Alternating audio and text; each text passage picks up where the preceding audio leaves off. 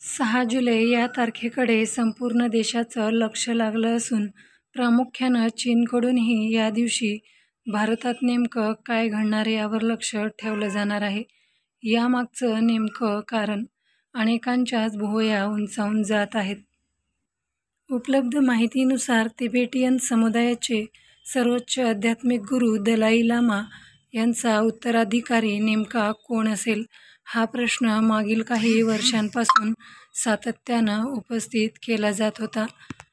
फक्त भारतच नव्हे तर चीन आणि जपाननंसुद्धा या मुद्द्यांमध्ये रस दाखवला असून आता खुद्द दलाई लामाचं 6 जुलै रोजी म्हणजेच त्यांच्या जन्मदिनी वयाच्या 90व्या वर्षी त्यांचा उत्तराधिकारी निवडण्याची दाट शक्यता वर्तवण्यात येत आहे.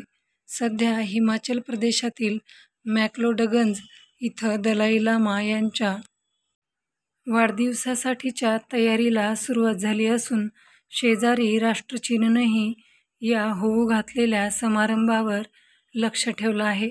कारण चीनकडूनही दलाई लामा यांच्या उत्तराधिकाऱ्यांचं नाव जाहीर करण्यासाठीचे प्रयत्न सुरू आहेत.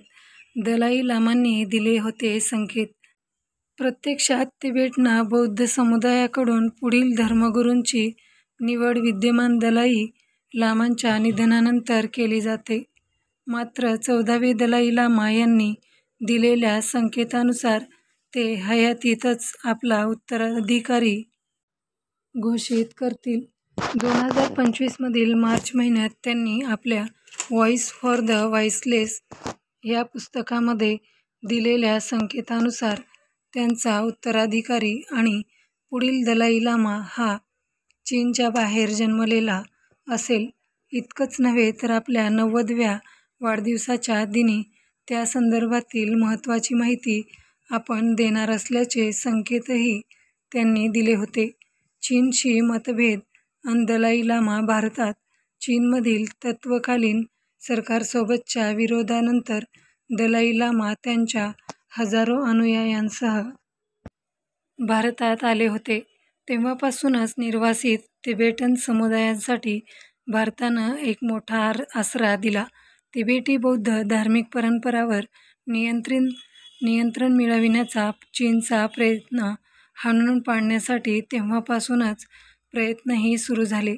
दरम्यान सध्याच्या घडीला दलाई लामा यांनी दिलेल्या संकेतानंतर चीनचा आणखी तिळपापड झाला असून चिनी सरकार आणि मूळचे तिबेटी नागरिकच पुढील लामा निवडणार असाच सूर चीनना आवळला आहे. चीनच्या मते किंवा वंशच्या 1793 पासूनच्या परंपरेनुसार संभाव्य दावेदारांमधून नव्या लामाची निवड होईल आणि चीनच्या नजीकच असणाऱ्याच एखाद्या भागातील व्यक्ती पुढील लामा असेल. चीनचे राष्ट्रीय कायदे आणि आदेशानुसारच ही प्रक्रिया होईल. या भूमिकेवर चीन ठाम असून आता येत्या काळात या वादाच्या विषयावर 6 जुलैला नेमका कसा आणि कोणता तोडगा निघतो याकडेच साऱ्या जगाचं लक्ष असेल. मित्रांनो, ही बातमी गुगलवरून सर्च करून घेण्यात आलेली आहे. आपण जर नवीन असाल तर चॅनलला लाईक करा, शेअर करा आणि सबस्क्राईब करायला विसरू नका. धन्यवाद.